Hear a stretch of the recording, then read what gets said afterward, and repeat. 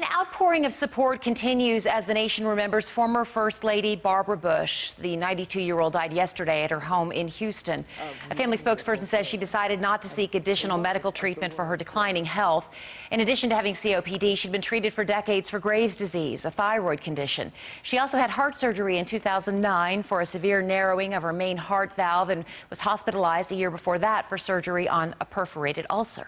And with the passing of the matriarch of the Bush family, many have expressed concerns about the well-being of former President George H.W. Bush.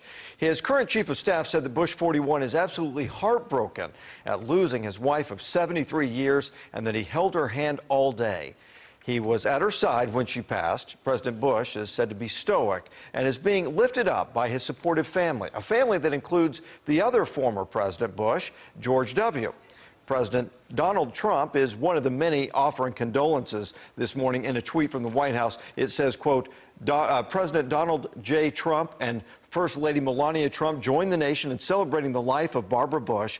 She will be long remembered for her strong devotion to country and family, both of which she served unfailingly well. There has been an outpouring of thoughts and prayers for the entire Bush family following the former First Lady's death. CBS 11 Jonah Gavino is live outside the George W. Bush Library at the SMU campus with what's happening today. Jonah. Inside today, there will be a memorial book that well-wishers can stop by and sign. And over the past few days, a couple of people have already stopped by, leaving their own tributes and flowers. But today, former President George W. Bush will be in town to host a leadership forum despite his mother's passing. Barbara Bush was 92 years old, and she has been a rock as her husband, former President George H.W. Bush, has been battling his own health issues for several years. In the years since the White House, she found ways to help improve literacy in America.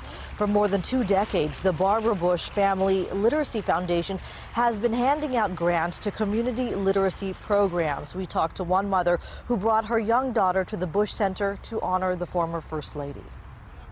I thought it was really important for her to learn to show respect, and I thought it was really important to bring her here. And we're a political family, so she's involved in a lot of things, and wanted her to be able to do this.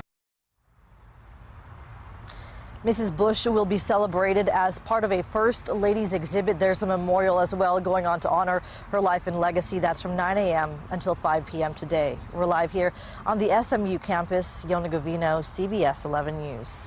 Thank you very much, Yona.